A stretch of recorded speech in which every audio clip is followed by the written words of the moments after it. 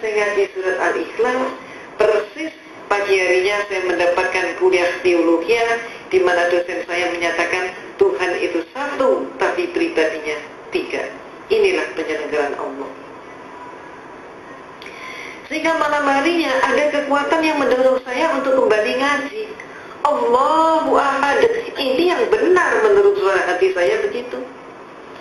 Maka hari-hari berikutnya saya dialogkan dengan dosen saya. Saya katakan, Pater, saya belum paham hakikat Tuhan. Maka kemudian dosen saya pun bertanya, bagaimana mungkin seorang biarawati tidak paham hakikat Tuhan? Kaget sekali dia. Maka dia pun maju ke papan tulis, menggambar sebuah segitiga sama sisi. AB sama dengan BC sama dengan CA.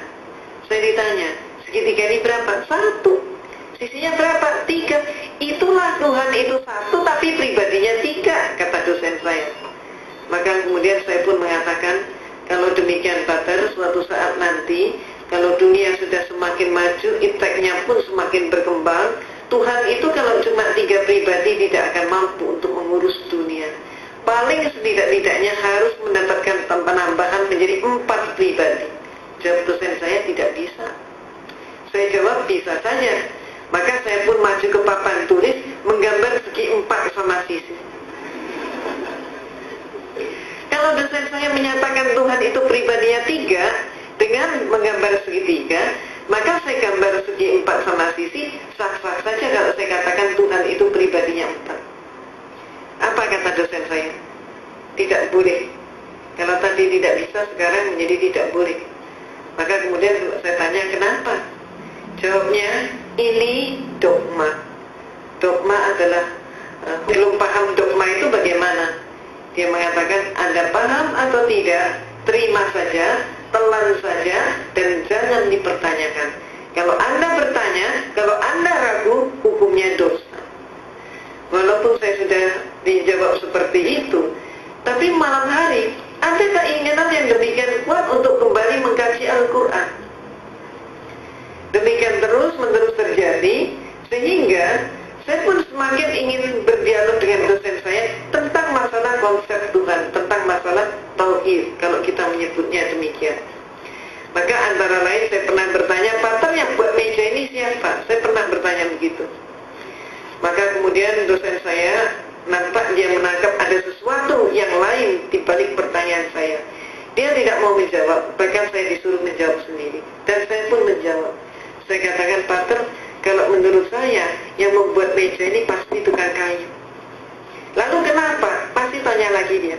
Saya jawab, kalau menurut saya meja ini walaupun dibuatnya setahun yang lalu, sampai 100 tahun kemudian meja ini tetap meja, tidak berubah menjadi tukang kayu, dan tidak ada satu pun meja yang mampu mengubah dirinya menjadi tukang kayu. Tukang kayu tidak boleh dipersamakan dengan meja. Maka dia pun bertanya, apa maksud Anda? Saya katakan, Pater, menurut pengamatan saya, Tuhan itu menciptakan alam semesta dan seluruh isinya termasuk manusia. Maka ada manusia yang dilahirkan setahun yang lalu, sampai 100 tahun kemudian ternyata dia tetap manusia. Bahkan sampai kiamat pun manusia tetap manusia. Tidak ada satu manusia pun yang mampu mengubah dirinya menjadi Tuhan, dan Tuhan tidak boleh dipersamakan dengan manusia. Bermusyawarah untuk mengangkat salah satu teman mereka menjadi seorang jenderal. Yang melantik 99 orang kopral, melantik seorang jenderal untuk menjadi, melantik seorang temannya kopral juga untuk menjadi seorang jenderal. Walaupun yang melantik 99 orang, tetap saja pelantikan itu tidak sah. Apa maksud Anda? Dia tanya.